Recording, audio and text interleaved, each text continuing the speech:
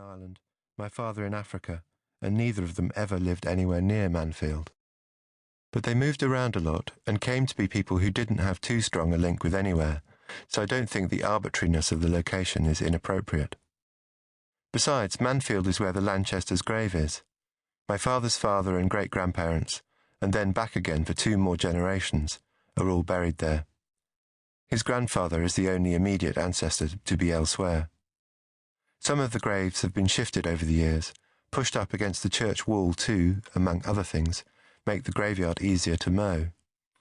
But the Lanchesters' grave has been spared that, and lies where it always has, under the south wall of the high-windowed, grim, 18th century church. "It's a cold place," my mother said to me, the day we buried my father's ashes in the summer of 1984, a few months after his death. "I don't like the idea of him being cold."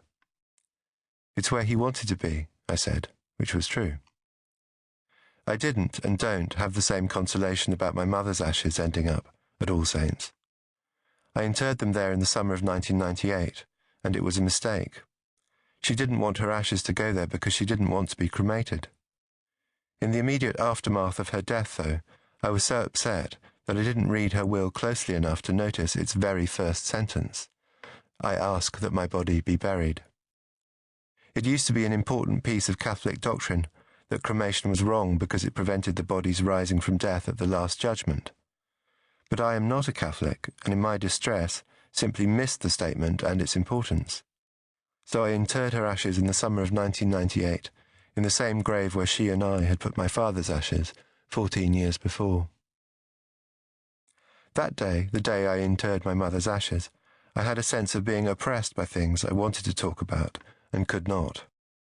The mistake I had made in having her cremated was on my conscience, but since I did not know the priest, had met him right there and then for the first time, I felt it would be too much to explain in the 15 or so minutes we had together.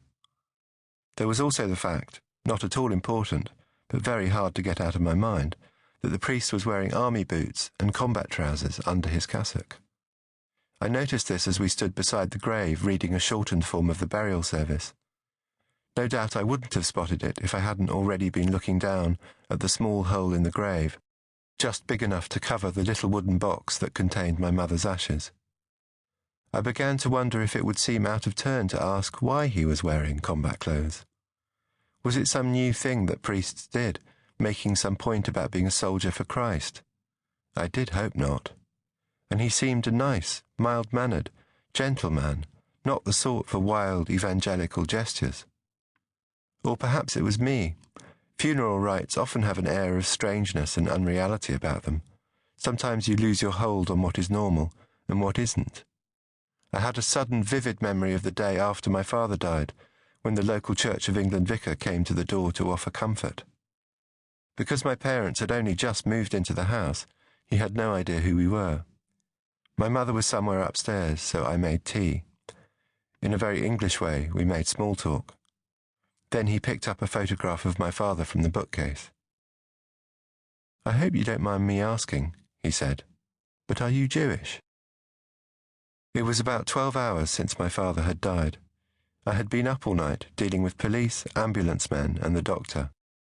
I was numb to my bones, so numb I didn't know quite what to say other than, "I don't mind you asking, but no, I'm not Jewish." "Oh," he said. Pause. "Because you look Jewish." Pause. "I hope you don't mind my asking again, but was your father Jewish?" By now, wondering where this was going, I said, "No." "Oh," he said. Pause. "Because he looks Jewish." Pause. "Because I'm Jewish." At this point, he was visibly expecting me to break down and admit that I too was Jewish, but had been too shy to admit it. Standing by the family grave, I had a flashback to that moment.